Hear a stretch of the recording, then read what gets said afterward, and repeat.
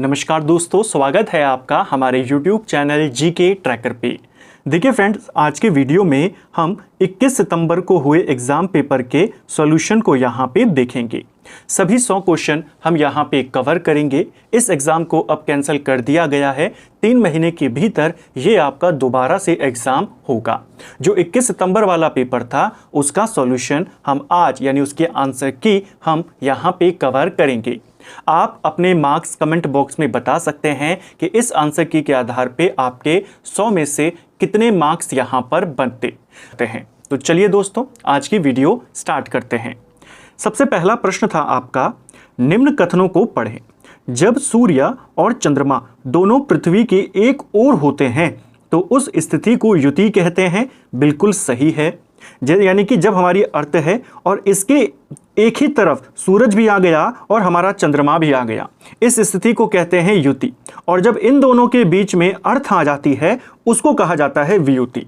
यानी तीनों के तीनों एक ही रेखा में हों, जब सूरज और चंद्रमा दोनों पृथ्वी के एक ही ओर हों उसे युति कहते हैं, और जब इन दोनों के बीच में पृथ्वी आ जाए उसे वियुति कहते हैं। यहां पर था ऑप्शन सी, दोनों सही है। अगला, राष्ट्रीय मानव अधिकार आयोग की स्थापना किस वर्ष में हुई थी? इसे 1993 में स्थापित किया गया था। ठीक है। किस अनुच्छेद के द्वारा संसद को यह शक्ति है कि वह 2 या अधिक राज्यों के लिए एक ही उच्च न्यायालय की स्थापना कर सकती है?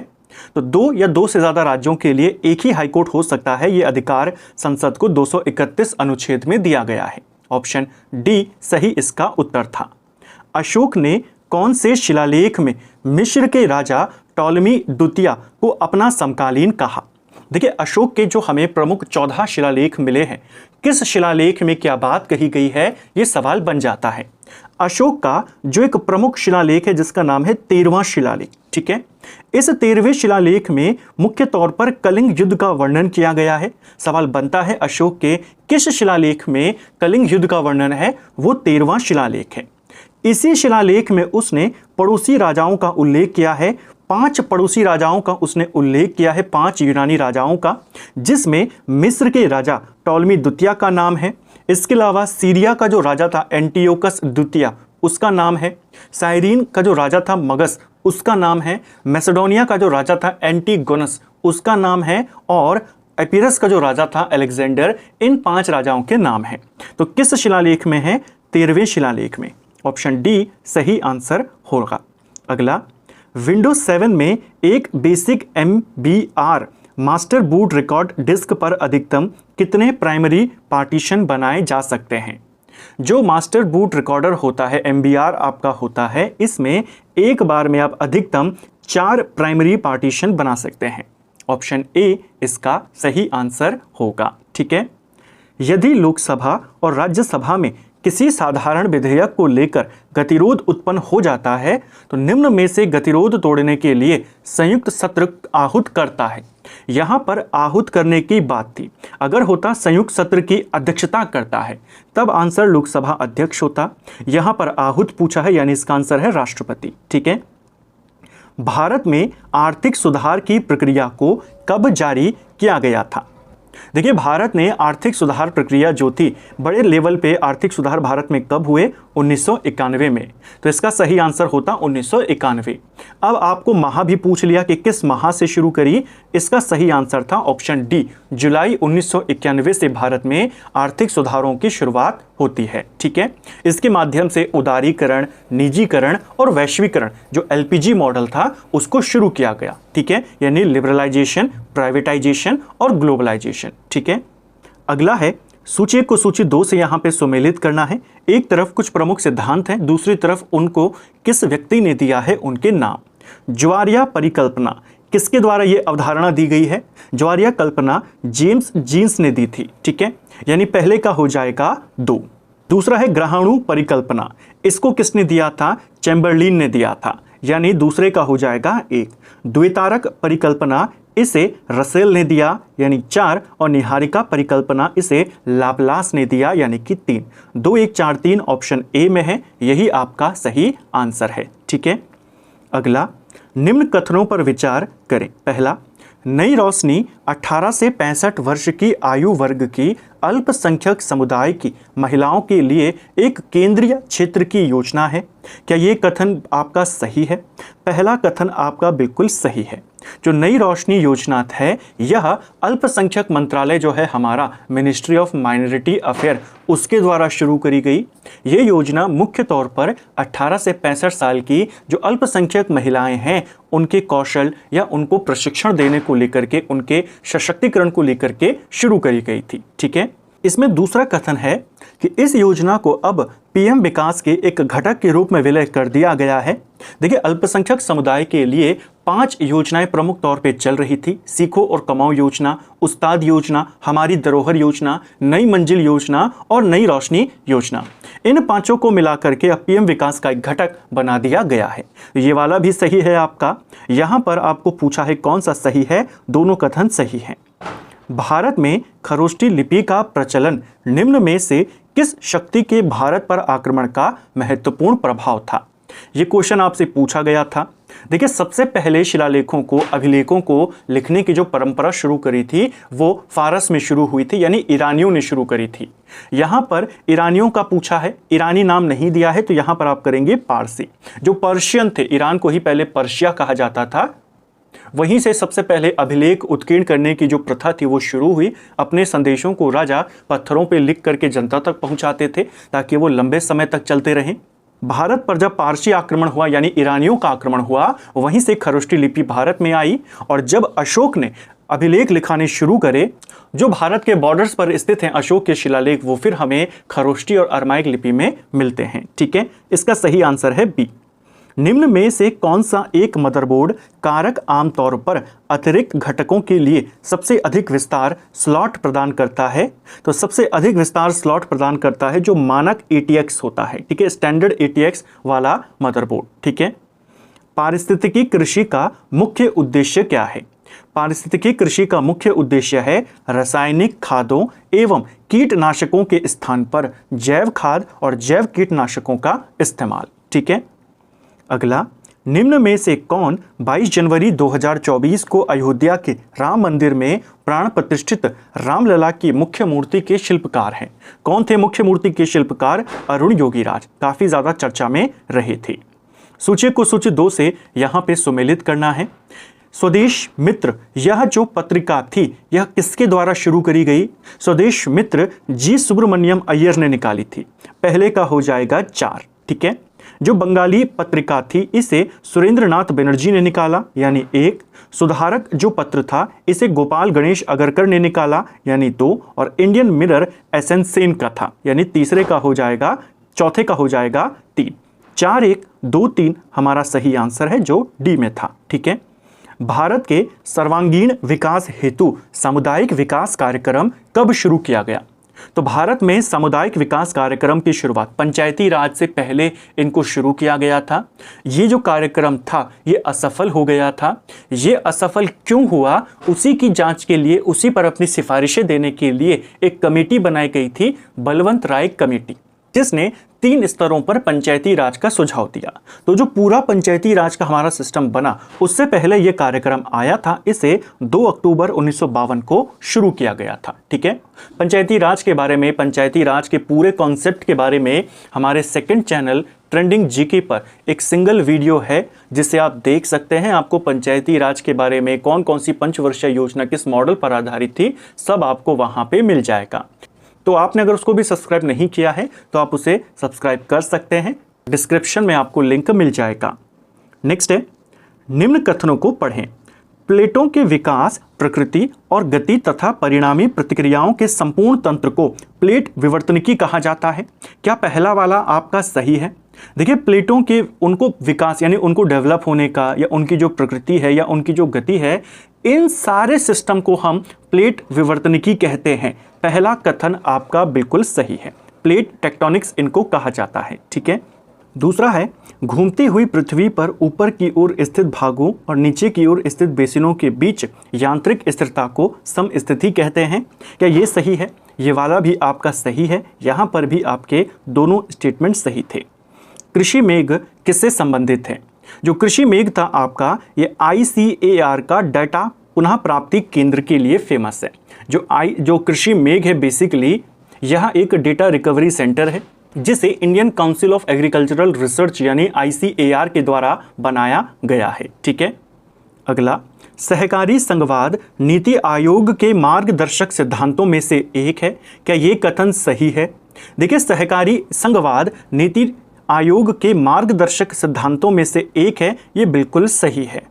सहकारी संघवाद यानी कि आप जब कोई भी योजना बनाते हैं तो उसमें आप केवल ऐसा नहीं कि केंद्र अगर ज़्यादा पावरफुल है तो केंद्र का ही ज़्यादा वहाँ पर फैसला होगा, राज्यों की भी भागीदारी होगी, राज्यों के मुख्यमंत्रियों को शामिल किया जाएगा, उनकी भी राय ली जाएगी और तब जाके योजना बनेगी।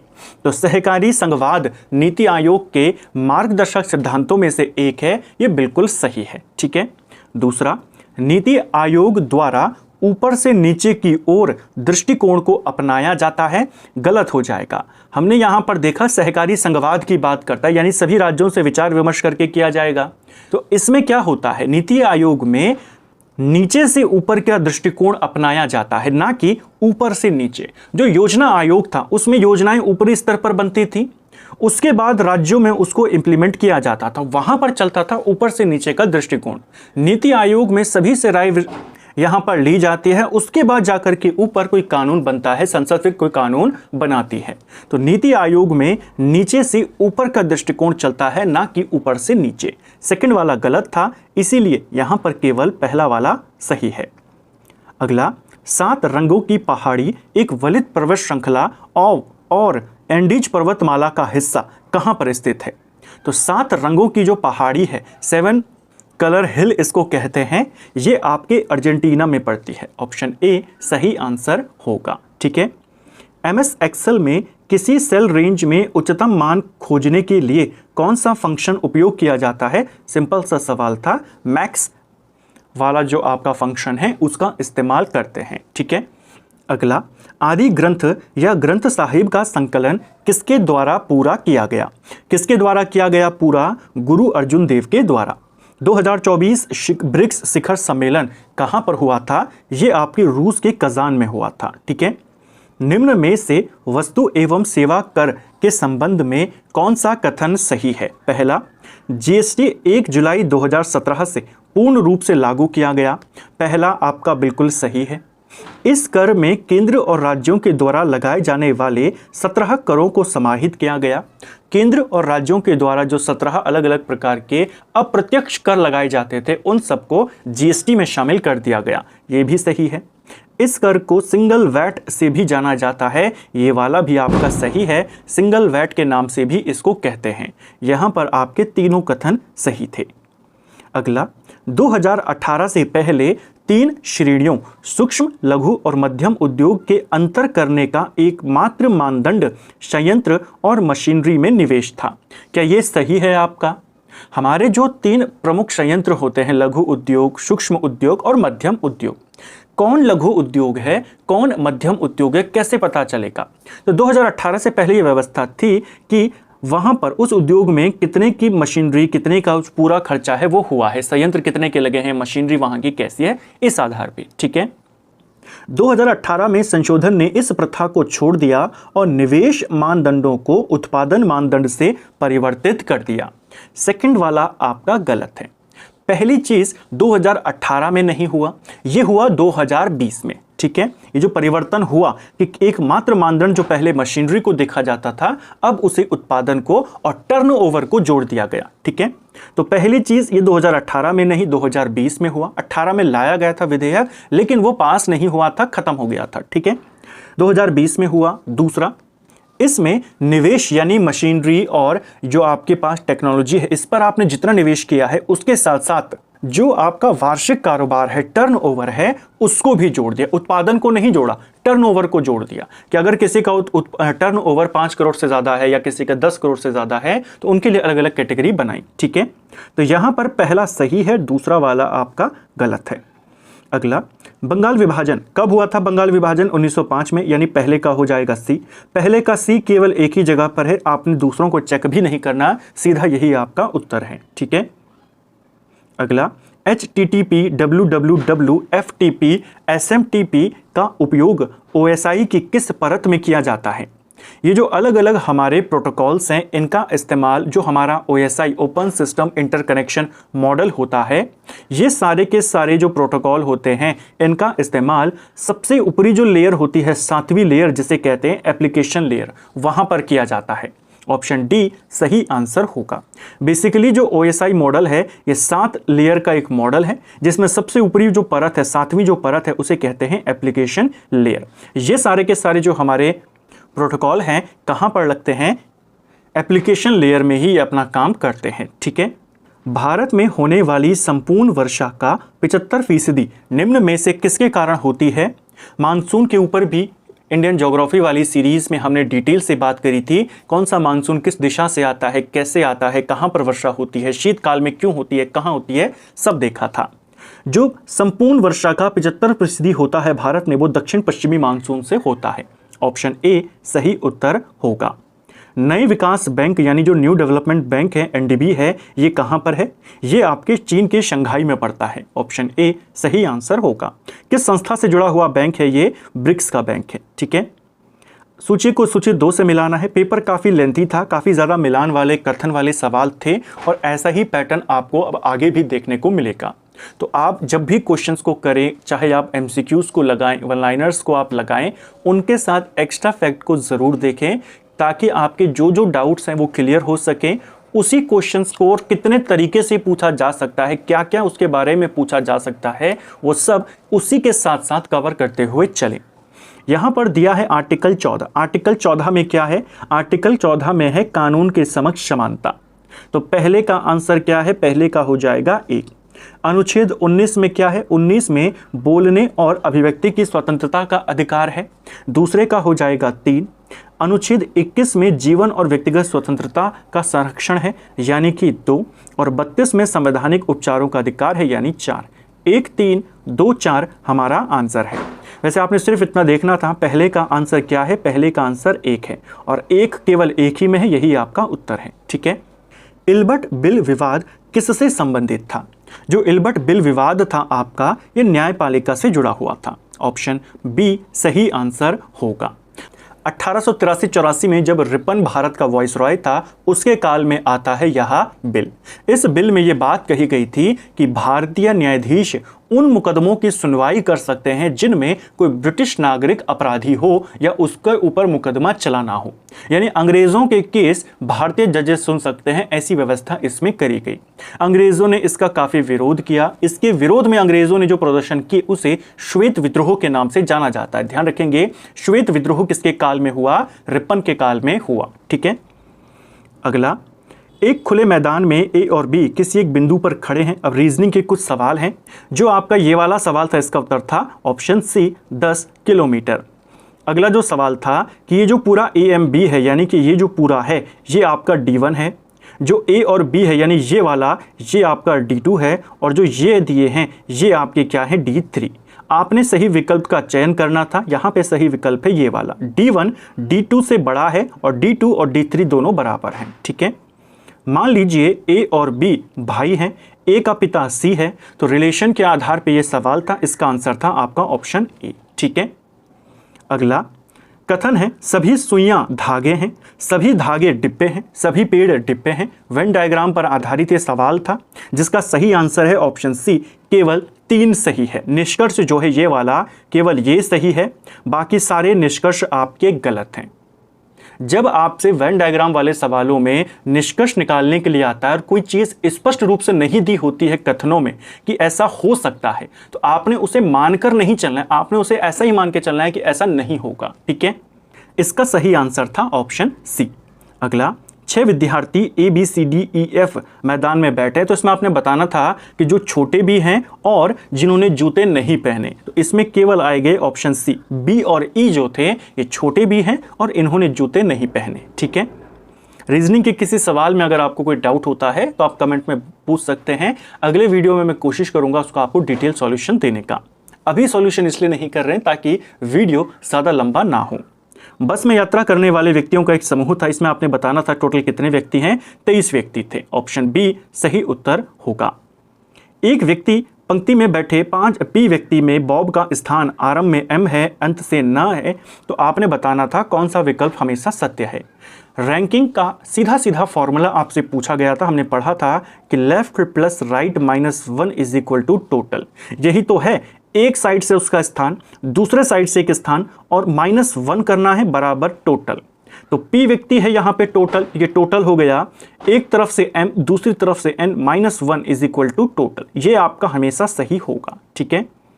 एक आयताकार शीट जिसका माप 11 सेंटीमीटर 4 सेंटीमीटर है से कितने 1 सेंटीमीटर की रेडियस वाले पूर्ण वृत्त काटे जा सकते हैं, इनकी संख्या होगी 10। ऑप्शन ए सही आंसर होगा, ठीक है। अगला, यदि आज B की आयु A की आयु से 10 गुना है और n वर्षों के बाद B की आयु की A की आयु से 3 गुना हो जाएगी तो A की आयु नहीं हो सकती। देखिए, इसमें A की आयु आपकी 2, 4, 6, 8 इस तरह से होगी। एक तो उसकी आयु कभी भी ऑड नहीं हो सकती, यानी विषम नहीं होगी, सी वाला ही आपका उत्तर था। उसकी आयु सम संख्या हो सकती है जो अभाज्य हो, यानी कि 2 हो सकती है। एक संख्या जो सम हो, यानी 2, 4, 6, 8 ऐसी हो सकती है। एक संख्या जो पूर्ण वर्ग हो, यानी उसकी आयु 4 हो सकती है, 16 हो सकती है, उसकी आयु 64 हो सकती है, ठीक है। सी वाला विषम संख्या, उसकी आयु नहीं हो सकती। एक निश्चित कूट में आपने बताना था कि एलेक्स को ऐसे लिखा गया, तो SUD को क्या लिखेंगे, इसे लिखेंगे ये वाला 361, 441 और 16, ठीक है। अगला, निम्न में से कौन सा पोर्टेबल ECG डिवाइस उत्तराखंड में स्टार्टअप पहल में सनफॉक्स टेक्नोलॉजी द्वारा विकसित किया गया, इसका नाम था स्पंदन। Option C. सूची को सूची 2 से मिलाना था। विशेष भृगुवंशी का संबंध किससे है, इनका संबंध बास्केटबॉल से है, पहले का 3 हो जाएगा। बॉबी धामी का संबंध किससे है, हॉकी से संबंधित हैं, यानी दूसरे का 1 हो जाएगा। निवेदिता कार्की बॉक्सिंग से संबंधित हैं, यानी 4, और मनोज सरकार पैरा बैडमिंटन खिलाड़ी हैं, यानी 2। 3, 1, 4, 2 हमारा सही आंसर है, ठीक है। उत्तराखंड सौभाग्यवती योजना किससे संबंधित है, ये महिला और नवजात शिशुओं से संबंधित थी, ठीक है। जॉर्ज गियर्सन ने भारत की पहाड़ी भाषाओं को कितने समूह में वर्गीकृत किया। जब हमने उत्तराखंड की भाषाओं को देखा, उसमें भी बात करी थी, और जब हिंदी में भी देखा था भारतीय भाषाओं के विकास को, कि गियर्सन ने पहाड़ी भाषा को 3 वर्गों में, मध्य पहाड़ी, पश्चिमी पहाड़ी और पूर्वी पहाड़ी में वर्गीकृत किया। एक जिला एक उत्पाद के आधार पर इनको आपने लगाना था। इनमें से कौन सा उत्पाद किस जिले से संबंधित है, वही आपने बताना था। देखिए, चमोली से क्या है, चमोली से चुना गया है मछली आधारित उत्पाद, यानी पहले का हो जाएगा 3, ठीक है। उधम सिंह नगर से आम आधारित उत्पाद चुने गए हैं, यानी कि 4। हरिद्वार से क्या चुना गया है, हरिद्वार से चुना गया है मशरूम, यानी 1, और बागेश्वर से कीवी आधारित उत्पाद, यानी कि 2। 3, 4, 1, 2 यानी ऑप्शन डी सही आंसर होगा। इसे ध्यान रखना है, ठीक है। जैसे देहरादून से बेकरी प्रोडक्ट्स को चुना गया, पिथौरागढ़ से हल्दी आधारित प्रोडक्ट्स को चुना गया, टिहरी से अदरक से संबंधित जो प्रोडक्ट्स हैं उनको चुना गया। उत्तराखंड के निम्न में से किस जिले में टिम्मरसैंण महादेव मंदिर स्थित है, यह मंदिर चमोली में आता है। ऑप्शन बी सही उत्तर होगा, ठीक है। बर्फ के शिवलिंग के लिए प्रसिद्ध है यह मंदिर। सूची को सूची 2 से मिलाना है। एक तरफ नदी है, दूसरी तरफ उनके तट के किनारे। अलकनंदा के तट पर गौचर है, यानी पहले का 4 है। और देखेंगे पिंडर दी गई है, पिंडर के तट पर नंद केसरी है, यानी चौथे का 1 हो जाएगा। कहाँ पर है, जहाँ पर पहले का 4 है और चौथे का 1 है। ऑप्शन डी आपका सही उत्तर है। आलम सेंगमो चूमो उत्सव के बारे में कौन सा कथन सत्य नहीं है। इस पर्व को श्यासेर रिमचिम भी कहते हैं, सही है। यह तिब्बती मूल का एक उत्सव है, ये भी सही है। इस उत्सव का 12 वर्षीय चक्र होता है, ये वाला भी सही है। इस उत्सव का 8 वर्ष का चक्र नहीं होता, 12 वर्ष का होता है, जो हमने देखा। तो डी वाला गलत था, बाकी सारे सही थे। अगला, यहाँ पर 4 उत्तराखंड के ऐतिहासिक युद्ध दिए गए हैं, उनके आपने साल बताने थे। इन सब में जो सबसे फेमस युद्ध है खुड़बुड़ा का युद्ध है। जैसे मैं आपको हर बार कहता हूँ कि आपको अगर चारों के चारों नहीं भी पता, अगर एक भी आपको कंफर्म है तो आप फिर आंसर कर सकते हो। जैसे सबसे प्रमुख युद्ध है इनमें खुड़बुड़ा का युद्ध, सभी जानते हैं यह युद्ध 1804 में हुआ था, यानी चौथे का तो 3 कंफर्म है, चौथे का 3 एक ही में दिया गया है, यही आपका उत्तर है, ठीक है। इंडियन स्टेट फॉरेस्ट रिपोर्ट जो आई है, वन रिपोर्ट आई है 2023 की, इसमें वनों के बढ़ते स्टॉक में उत्तराखंड का कौन सा स्थान है? वनों के बढ़ते स्टॉक में उत्तराखंड का स्थान था दूसरा। पहला स्थान इसमें अरुणाचल प्रदेश का है, इसके बाद उत्तराखंड और फिर छत्तीसगढ़ और मध्य प्रदेश आते हैं। ठीक है। पिथौरागढ़ का गेतियार त्योहार किससे संबंधित है? पशुओं की रक्षा से संबंधित है। मोष्टामानु मेला कहाँ लगता है? पिथौरागढ़ में लगता है। निम्नलिखित पर्वत चोटियों को उनके ऊंचाई के अवरोही क्रम में यहाँ पर लगाएं। अवरोही क्रम यानी डिसेंडिंग ऑर्डर में आपने लगाना है, घटते हुए क्रम में लगाना है। इनमें जो सबसे ऊंची चोटी है उसे सबसे पहले रखना है। जो प्रमुख चोटियां हैं पहले उनकी ऊंचाई को यहाँ पे लिख लेते हैं। जैसे जो नीलकंठ पर्वत चोटी है, इसकी ऊंचाई है 6597 मीटर, लगभग 6500 मीटर के करीब। सतोपंथ की बात करते हैं, लगभग 7000 मीटर के करीब है। और नंदा घुंटी की बात करते हैं, यह 6300 के करीब है। ठीक है। देवबन या देवस्थान चोटी की बात करते हैं, लगभग 6600 मीटर। क्रम अगर लगाएं तो सबसे पहले सतोपंथ यानी 3, उसके बाद देवबन यानी कि 2, उसके बाद नीलकंठ यानी कि 1 और अंत में नंदा घुघुटी यानी कि 4। 3 2 1 4 हमारा सही विकल्प यहाँ पे होगा। ठीक है। निम्न में से कौन सा युग्म सुमेलित नहीं है? खास पट्टी वन आंदोलन से जुड़ी हैं कौन महिला? बेलमती देवी। बयाली वन आंदोलन चंदन सिंह राणा जुड़े हैं, सही है। रक्षा सूत्र आंदोलन से चंडी प्रसाद भट्ट नहीं थे, सुरेश भाई थे। तीसरा वाला गलत है। निम्न कथनों पर विचार करें। योग और मलखंब जैसे पारंपरिक खेलों को भारत के 38वें राष्ट्रीय खेलों में शामिल किया गया। बिल्कुल सही है, उत्तराखंड में ही इन खेलों का आयोजन हुआ था। 38वें भारतीय राष्ट्रीय खेल में रात्रिकालीन रिवर राफ्टिंग प्रतियोगिता आयोजित करके विश्व रिकॉर्ड बनाया गया। ये भी सही है, दोनों कथन सही थे। अगला फिर से सूची दी गई है, एक तरफ परियोजना है, दूसरी तरफ नदियां हैं।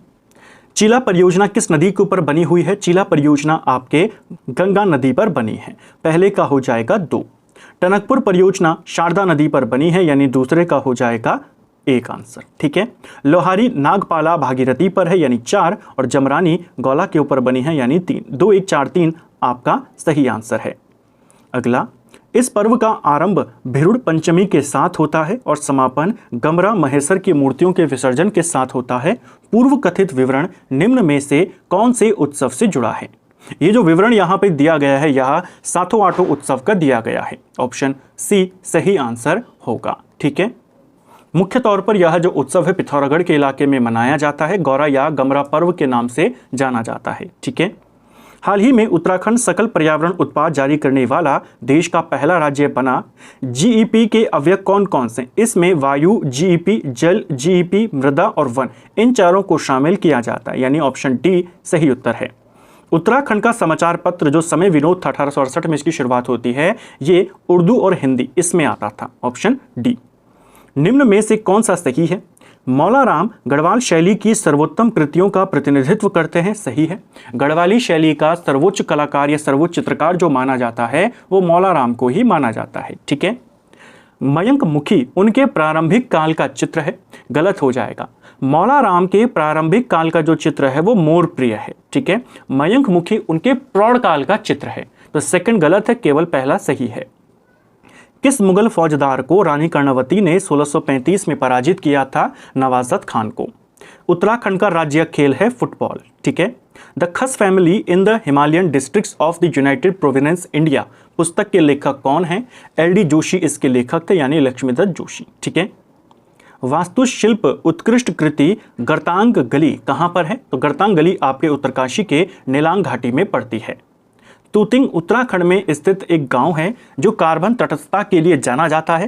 पहला कथन आपका गलत है। ये जो तूतिंग गांव है जो अपनी कार्बन तटस्थता के लिए जाना जाता है, यह अरुणाचल प्रदेश में पड़ता है। ठीक है।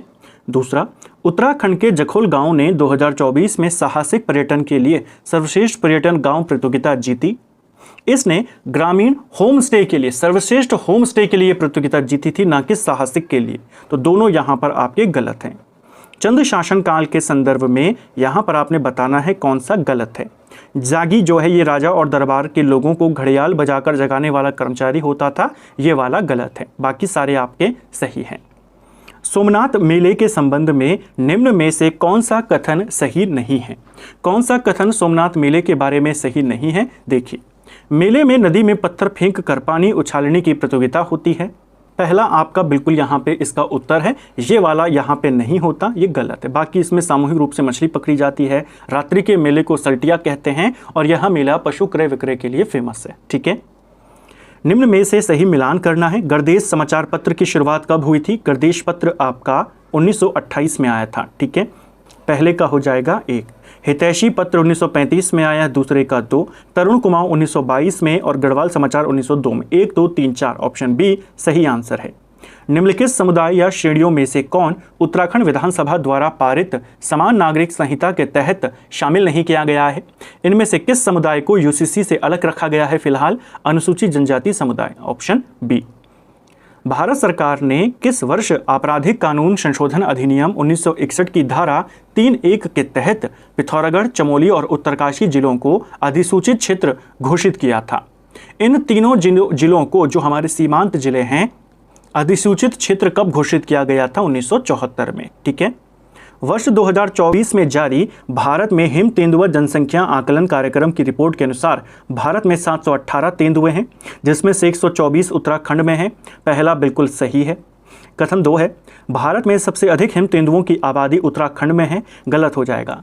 भारत में सबसे ज़्यादा जो तेंदुए आते हैं, हिम तेंदुए, वो लद्दाख में लगभग 450 से ज़्यादा, फिर उत्तराखंड है। पहला सही है, दूसरा गलत है। गढ़वाल क्षेत्र में प्रचलित तिमासी शब्द किसके लिए प्रयुक्त होता था? तो तिमासी कर के लिए होता था। ठीक है, उत्तराखंड पंचायती राज अधिनियम 2016 के प्रावधानों के अनुसार ग्राम पंचायत की 2 लगातार बैठकों के मध्य इस समय अवधि से अधिक अंतर नहीं होगा। जो 2016 का उत्तराखंड पंचायती राज अधिनियम था, इसमें 1 बैठक 1 माह में होनी चाहिए, ये बात कही गई है। उत्तराखंड में पर्वतीय शीतोष्ण वन के संबंध में कौन सा कथन सही है? इनका विस्तार 900 से 1800 मीटर की ऊंचाई वाले भागों में होता है। जो पर्वतीय शीतोष्ण वन है आपके, ये 1800 से 2700 मीटर वाले ऊंचाई वाले इलाकों में पाए जाते हैं, यानी पहला गलत है। यहाँ चीड़, देवदार, स्प्रूच, बर्च आदि के वृक्ष मिलते हैं, सही है। यहाँ औसत वर्षा 125 से 200 सेंटीमीटर तक होती है, ये भी सही है। इन वनों में रिंगाल प्रजाति की झाड़ियाँ भी मिलती है, ये भी सही है। पहला गलत है, बाकी सारे 2, 3, 4 आपके सही हैं। निम्न कथनों में से उत्तराखंड आपदा प्रबंधन प्राधिकरण के विषय में सही नहीं है। इनमें से ऑप्शन बी जो था, राज्य का मुख्य सचिव प्राधिकरण का उपाध्यक्ष होता है, गलत हो जाएगा। ये सीईओ होता है, मुख्य कार्यकारी अधिकारी होता है, ना कि उपाध्यक्ष। उपाध्यक्ष आमतौर पर कोई कैबिनेट मंत्री ही होता है। ठीक है, किस नदी का संबंध पाटली दून से है? रामगंगा नदी। समुदाय द्वारा प्रबंधित वन संस्थान उत्तराखंड में किस नाम से जाने जाते हैं? वन पंचायत। ठीक है, निम्न में से किसकी स्थापना अगस्त 1936 में हेली नेशनल पार्क के रूप में हुई? Corbett national park. ठीक है, उत्तराखंड राज्य बजट 2025-26 में विभिन्न क्षेत्रों पर व्यय के आधार पर निम्नलिखित सूची को सुमेलित करना है। यानी किस पर कितना खर्च यहाँ पे किया है उत्तराखंड सरकार ने, वो आपने बताना है। ठीक है, शिक्षा पर है 16.7%, स्वास्थ्य पर है 5.8%, ग्रामीण विकास पर लगभग 6.5% और ऊर्जा पर लगभग 2%। तो 3, 2, 1, 4 हमारा सही आंसर होगा। ठीक है, कहाँ पर है 3, 2, 1, 4? Option C. निम्नलिखित आपदाओं को उनके घटना वर्ष से सुमेलित करें। 4 घटनाएं दी गई हैं, इनको आपने लगाना है। देखिए, जो कर्मी बागेश्वर भूस्खलन है वो 1990 में हुआ, मालपा 1998 में, नीलकंठ 1983, देवपुरी 2007। 1, 2, 3, 4 आपका सही आंसर है। अब हिंदी के सवालों को देखेंगे। कुमाऊनी भाषा का जोड़ा शब्द किससे संबंधित है? ये नृत्य से संबंधित है, यानी इसका आंसर होगा इनमें से कोई नहीं। अनुग्रह शब्द में कौन सा उपसर्ग लगा हुआ है? अनुग्रह में अनु उपसर्ग लगा हुआ है। ठीक है, यदि वह परिश्रम से पढ़े तो पास हो जाएगा। अर्थ के आधार पे यह वाक्य क्या कहलाएगा? अर्थ के आधार पे वाक्य जो होते हैं वो 8 प्रकार के होते हैं।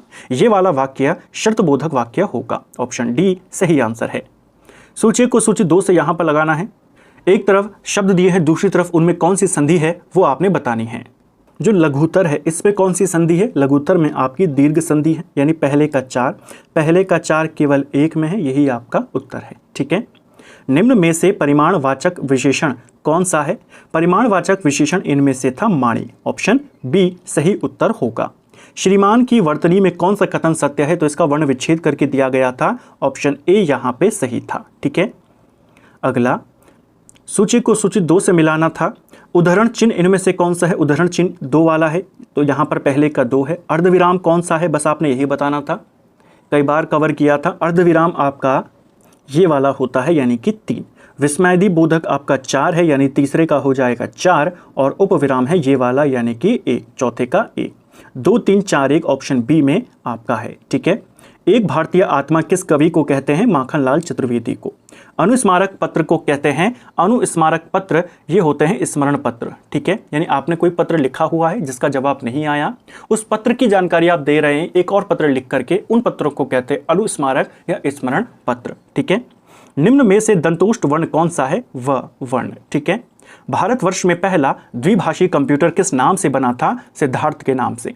कतड़याट शब्द का अर्थ क्या होता है? आडंबर करना, ऑप्शन बी। सूची को सूची 2 से मिलाना था, एक तरफ प्रमुख रचनाएं है, दूसरी तरफ रचयिता। बादल राग सूर्यकांत त्रिपाठी की रचना है, यानी पहले का हो जाएगा 2। कवितावली तुलसीदास की है। सहर्ष स्वीकारा है, यह रचना मुक्तिबोध की है। और संतोदेक जग बौराना एक कबीर का है, यानी 2 1 4 3 आपका सही है। प्रसिद्ध साहित्यकार मधुरा दत्त मठपाल के संबंध में कौन सा कथन यहाँ पे सही है आपने बताना था। पहला कथन है, आंग आंग चिचेले हेगो पे में कैपाक कयाप के भैरनु, यानी ये उनकी प्रसिद्ध रचनाएं हैं। क्या ये सही है? पहला आपका बिल्कुल सही है। ये इनकी प्रमुख कुमाऊनी की पुस्तकें हैं, कुमाऊनी भाषा में छपी किताबें हैं। ठीक है। कुमाऊनी भाषा में उनके योगदान के लिए उन्हें 2014 के साहित्य अकादमी भाषा सम्मान से सम्मानित किया गया, ये भी सही है आपका। इन्होंने 20 वर्षों तक अनवरत रूप से कुमाऊनी पत्रिका पहरू का संपादन किया था। क्या ये सही है आपका? इन्होंने कुमाऊनी पत्रिका पहरू का नहीं, दुदबोली का संपादन किया था 20 वर्षों तक। तीसरा वाला आपका गलत है। सन 2000 में इन्होंने दुदबोली नाम से एक कुमाऊनी पत्रिका की शुरुआत करी थी और काफ़ी लंबे समय तक वे इसी पत्रिका के साथ जुड़े रहे, लगभग 20 सालों तक लगातार। ठीक है। चौथा, इन्होंने 100 कुमाऊनी कहानियों की पुस्तक को सवा काथ को का संपादन किया, ये वाला आपका बिल्कुल सही है। इन्होंने पहली बार ऐसा किया कि किसी व्यक्ति ने 100 कुमाऊनी कहानियों की पुस्तक जिसका नाम था ये कोसुआ काथको का संपादन इन्होंने किया, इन्हीं के संपादन में यह पुस्तक आई थी। ठीक है। तो यहाँ पे तीसरा गलत है, पहला दूसरा और चौथा सही है, यानी ऑप्शन सी। अगला है हमारा, गढ़वाली बोली में मुआरी का क्या मतलब होता है? ये मधुमक्खियों के लिए इस्तेमाल होता है। चितेरा शब्द का तत्सम होता है चित्रकार। कोई मानक भाषा जब शासन के कार्यों में प्रयुक्त होती है तो उसे राजभाषा कहते हैं। ठीक है। अगला, कुमाऊनी शब्द तीर का हिंदी पर्याय क्या होता है? तीर का हिंदी पर्याय होता है ऊपरी किनारा, ऑप्शन सी सही आंसर होगा। ठीक है। किसी नदी, झील या खेत के ऊपरी किनारे को तीर कहते हैं। बगड़ किसे कहते हैं? बगड़ कहा जाता है नदी किनारे के समतल स्थान को। सिरोरूहू किस शब्द का पर्यायवाची शब्द है? सिरोरूहू यानी कि जो केश होते हैं, बाल होते हैं। ठीक है। इसका पर्यायवाची शब्द आपने बताना है। कच जो है इसका अर्थ भी क्या होता है? केश यानी कि बाल। तो इसका आंसर था ऑप्शन सी, तो इसको भी ध्यान रखना है। तो फ्रेंड्स, ये था हमारा आज का वीडियो जिसमें हमने जो 21 सितंबर वाला एग्जाम था उसके सॉल्यूशन को यहाँ पे देखा। ज़्यादा डीप में नहीं जा पाए क्योंकि 100 क्वेश्चंस थे, उनको कवर करना था। फिर भी कई सारे क्वेश्चंस को हमने समझने का प्रयास किया कि वो क्या आपसे पूछ रहा है, किस टाइप का वो सवाल है। पेपर का जो लेवल था काफ़ी अच्छा लेवल का ये एग्ज़ाम था। इसमें आपके हार्ड क्वेश्चंस भी थे काफ़ी ज़्यादा, इसमें मीडियम क्वेश्चन और इजी क्वेश्चंस भी थे। आपके इस पेपर में अगर आपके 70 से 72 के आसपास नंबर आ रहे हैं, बहुत ही अच्छा स्कोर है। इवन 65 के प्लस अगर आपके स्कोर है, बहुत ही अच्छा स्कोर आपका रहा, क्योंकि एक मिक्स पेपर था, उतना हार्ड नहीं था, उतना ईजी भी नहीं था। कुछ क्वेश्चन काफ़ी आसान थे, कुछ क्वेश्चन काफ़ी मुश्किल थे, कुछ क्वेश्चन लॉजिक के साथ होने थे, कुछ क्वेश्चंस आपके नॉलेज से होने थे। तो कुल मिलाकर के काफ़ी एक अच्छा पैटर्न था, काफ़ी अच्छा पेपर था। 65 के आसपास जिसका भी आपका स्कोर है, आपकी तैयारी काफ़ी अच्छी है। जिनका स्कोर इससे कम है, आप देखें कि आपके कौन कौन से सवाल गलत हुए, क्यों गलत हुए, क्या उनमें कमी रह गई, क्या आपके टॉपिक क्लियर नहीं है, क्या आपने पढ़ा नहीं है, या आपने जो पढ़ा है उसको सही से लगाया नहीं है। तो उनको आप देखेंगे, उनको सुधारेंगे तो आपका स्कोर भी बढ़ने लगेगा। उम्मीद करता हूँ आपको आज का वीडियो पसंद आया होगा। अगर आपको ये वीडियो पसंद आई है तो वीडियो को लाइक करें, चैनल पर नए हैं चैनल को सब्सक्राइब करें, अपने दोस्तों के साथ शेयर करें। वीडियो आपको कैसा लगा कमेंट बॉक्स में हमें ज़रूर बताएं। Thank you friends.